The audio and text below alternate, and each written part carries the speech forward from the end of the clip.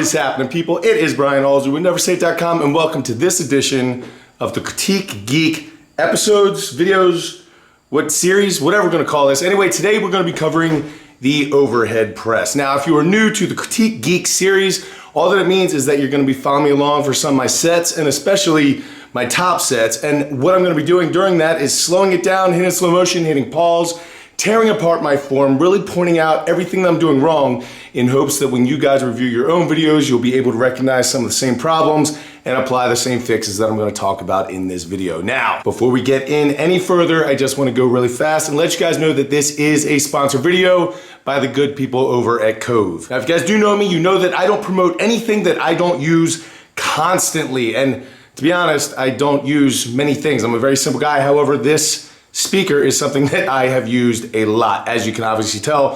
Hopefully, if you do pick one of these up, it does not show up looking like this. This is covered in mud because I use it for a lot of different things. Most of my days are spent in silence because it is so peaceful to me and I live in the wilderness and it's awesome. However, sometimes I do like listening to music or some podcasts or ebooks, and when I do, I'd much rather listen to this as opposed to the speaker on my phone. And also, since this thing has a 30-foot range, I could leave my phone somewhere safe because, as you can see how this turns out, my phones don't last long either. But I've actually been working with Kove for a number of years, so I do have a lot of these scattered all throughout my house. I use them a lot of times when I'm doing different chores, whether it be splitting wood or something else outside. I use it when I'm just relaxing next to campfire or I'm out there cooking some dinner or whatever might be the case there. And even my wife will actually take these and head down to the river to do some yoga or some working out on the days that she feels like having some music doing so. Now, as I'm sure you can tell, the thing is very durable and it is water resistant. We cannot drop it in the river. However, if it gets splashed, it's really not that big of a deal. Like I mentioned earlier, it has a 30-foot range to whatever you Bluetooth it to. So typically I use my phone, but if you want to use your computer or anything else, it'll work there.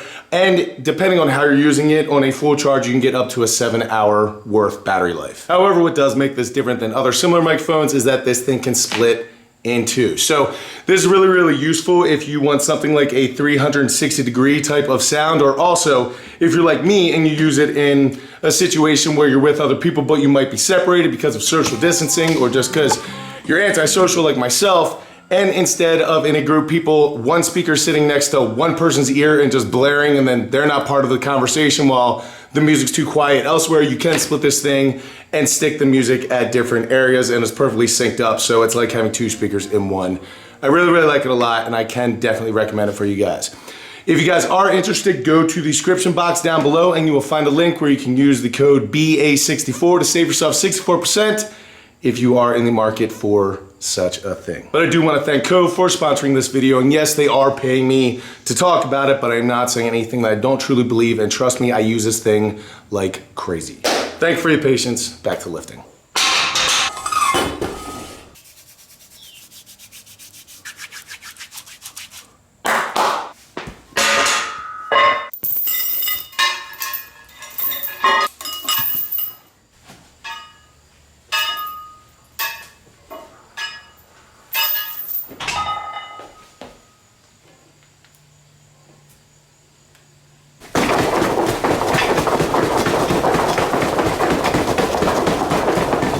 All right, so now all of my warm-up sets are done. If you cannot tell already, the giant set for the day are weighted pull-ups. I'm probably gonna be getting triples there, over to a strict press where I'm gonna go in for 3s, 2s, or maybe even a 1. Not really sure what's gonna happen there, and then I'm finishing it off with some battle ropes. Now, as far as the strict press is concerned, I'm not sure where the day is gonna end up. However, my thinking is, if possible, once I top out strict, I might start adding some leg drive to see what goes on there. However, we're gonna see how the old shoulders feel. Now, there are 3 main things I'm gonna focus on today as far as cues are concerned. The first one being, I'm gonna squeeze that bar throughout the entire rep. Before it starts, until it is done, I wanna be squeezing like I'm trying to leave finger marks in it. Number 2, I'm gonna be flexing my butt from before the time that the press starts till after the press is over. I need to keep my butt engaged because that can keep my whole trunk engaged and my posterior chain strong, which will inevitably lead to more weight. And then the third thing I'm gonna try to do is get my head through earlier, which I'll hopefully explain a little bit more later, and I'll have some more examples of what is gonna happen there. But let's see where we go.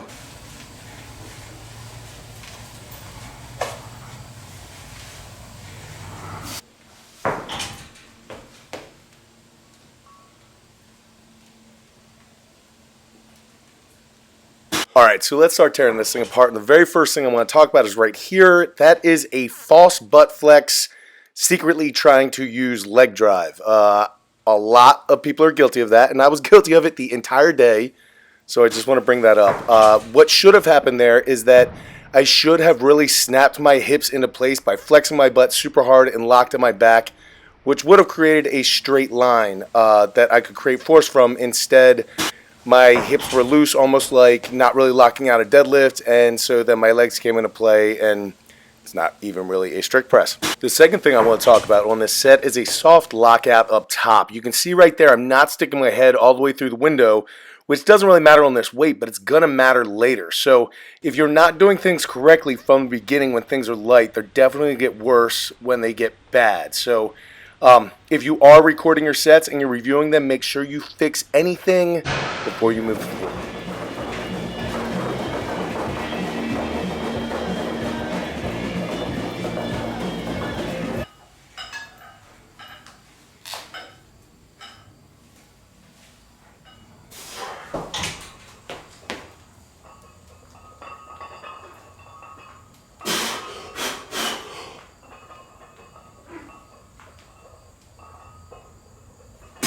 All right, next thing is not locking my back in. As you guys can see here, that is very soft. Now, your lats and upper back are your foundation from which you're going to create any force to drive that bar up. So when you guys see me come out and you see that step and then me kind of just let my back sag, that is all energy that is going elsewhere, that is not going into the bar, that is not going above my head. Now, much like most things, when something goes bad, it just compounds something else. And if you look at my hips, now they're thrown off, which means the bar path is going to be different. So now when I'm trying to push that bar up, it is pushing out in front of me instead of staying over top of the middle of my foot, where I'm obviously going to be the strongest. This is especially happening on the left side because that is where I've previously had all the surgeries and problems.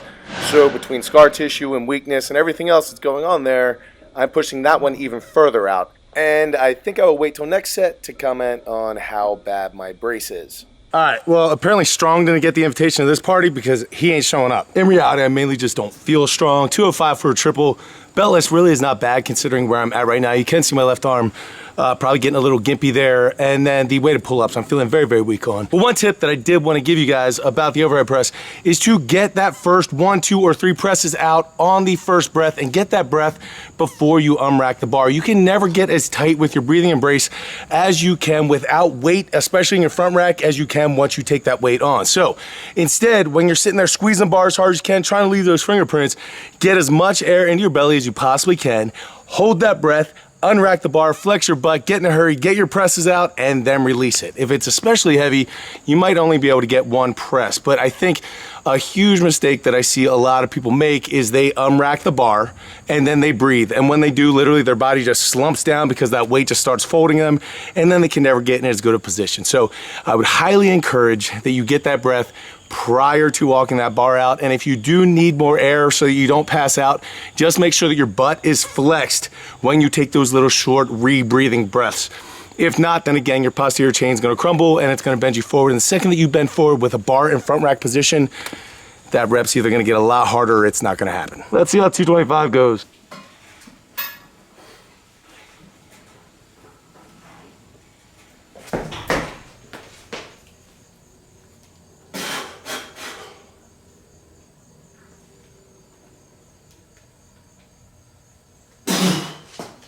All right, so on this one, as promised, we need to talk about my core. Now, I am not bracing down. I'm getting a ton of air. Some of it's going in my chest, some of it's going in my belly. If you don't understand what I'm saying there, check out my last back video. I have a more in-depth explanation. But you guys see how much movement is going through my trunk. Basically, you look at this. This is about as elongated as you're going to get in a weightlifting situation, and your body is nothing more than a stick.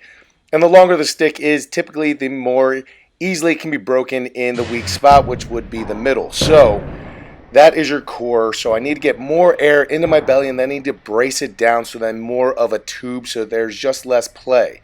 If I combine that with flexing my butt as well as locking in my lats and my upper back, then a lot more of the force that I'm trying to put into the bar is actually going to go into the bar instead of just moving around like I'm a wet noodle, because nothing is truly locked into place. So There's a lot that needs to be fixed, a lot that can get better, which is great news considering that is that strong without doing a whole lot of things correct. So give me a little bit of time, and this is going to go up like crazy. All right, so in some pretty annoying news, I received a very important phone call between my set of weighted pull-ups and my overhead press. And in all of that, when I loaded the plates, I didn't think of the fact that I was using an axle. So in reality, that set was more like probably 215, 220. It was not 225 pounds, but that was obviously pretty much what I have today. Now, originally I said that I was going to do some stuff with some leg drive, try to get something heavier above my head. Unfortunately, because of that telephone call, I am not going to be able to. So I'm going to try to knock out a quick set of a little bit of assistance things, and then I'm gonna go on. Today was by no means a bad day as far as lifting concerned, but it definitely wasn't a spectacular day either. But in reality, that's what most days in the lifting game are. You don't knock it out of the park and you don't completely suck, but if you just stay consistent and you continually put enough of those days in, just like putting bricks in a wall, eventually you're gonna stand back one day and see what you built, and you're gonna be amazed. I also briefly want to apologize for not getting quite as many videos out as often, but guys, we did restart Never Say It Athletics, so I've been over there coaching a couple nights a week. Speaking of which, one of the next videos coming up will actually be a tour of the new Never Say It Athletics post-COVID, what it looks like now, and then I'm also gonna be doing a thank you video because of all the bushcraft stuff. I have just been overwhelmed by a lot of really, really gracious people. So I just want to do a little bit of a thank you video and share with you guys some crazy things going on. Other than that, guys, if you need a program, make sure you email me at neversayit@gmail.com. If you need a speaker, make sure that you go to the description box down below and you use the code BA64 to get yourself 64% off of that Kove Commuter 2 speaker.